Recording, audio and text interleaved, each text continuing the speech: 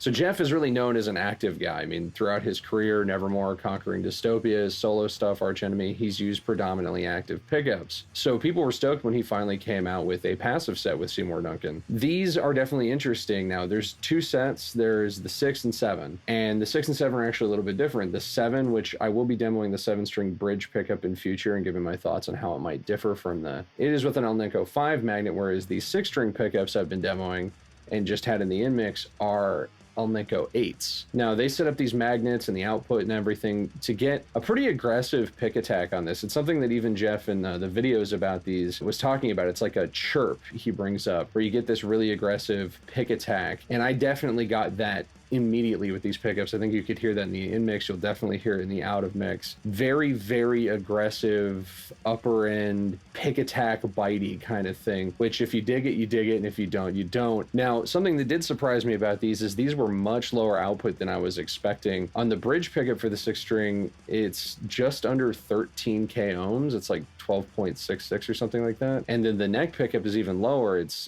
just under 8. And I was, you expect Jeff Loomis, big metal guy, probably have a high output pickup, but he had these a lot lower output, and I think it's because he wanted that brightness, and these still have a lot of mid-range cut to them. Like I said, they're very aggressive in that upper end, and having the less whines, a little less output really does allow it to be more aggressive on that top end. And it's also, I feel like the prog guys are going to love this. These are very articulate, very clean, even when you're going into something with a lot of distortion, because they're lower output and they have a lot of mid clarity with them. They're very, very, or at least in the bridge pickup, the neck pickup is a lot more scooped to get that kind of liquidy lead thing. You have more top end and bass, more top end overall, a little less mids, but gets you a lot more liquidy, clean, kind of lead playing, which of course Jeff would want, but also it's great for cleans as well. It is kind of the EQ curve I prefer in a neck pickup overall. But anyway, I think prog guys are going to like these because there is that really clear cutting mid-range,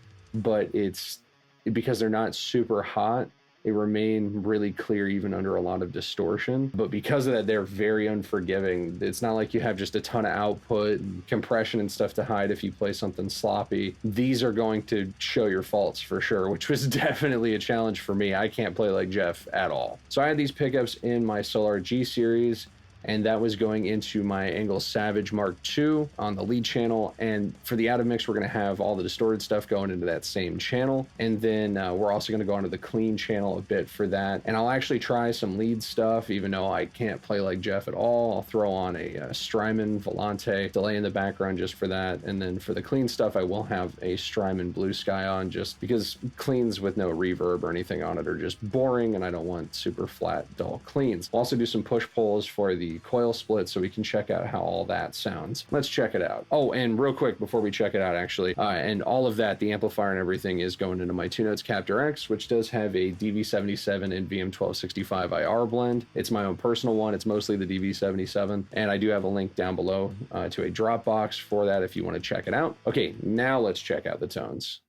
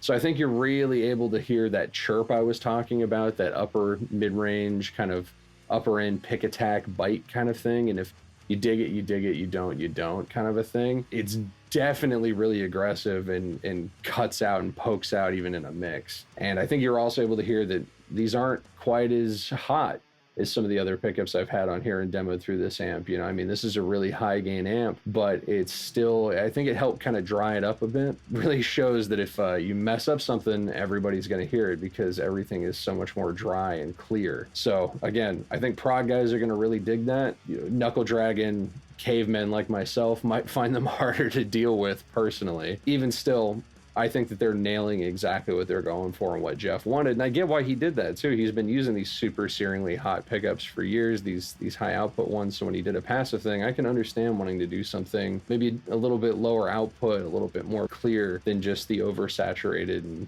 super slamming stuff that he's used before. But that being said, there's still a little bit more to go over. So it wasn't just the bridge pickup, the neck pickup, I think you were able to hear as well. Super clean and liquidy for lead parts, and then for cleans, it sounded very, very nice. I've talked about this before, but I do like that scoop, more low end, less mid range, and then definitely more top end overall, because it gets that very, I've described it like this, a bell-like quality. It's very pretty, but not muffled or dark like some neck pickups can be. So that lends itself both to really good clean playing and lead playing, like I was saying. I also really like the coil split on the neck. I didn't personally care for the coil split on the bridge pickup. It's already, you know, so bright and everything that when you split it, I feel like it just didn't work, at least for the kind of music I want to do, but your mileage may vary.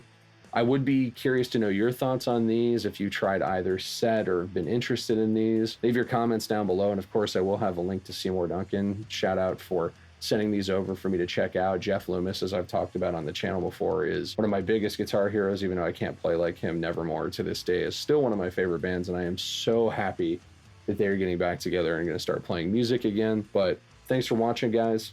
Stay metal.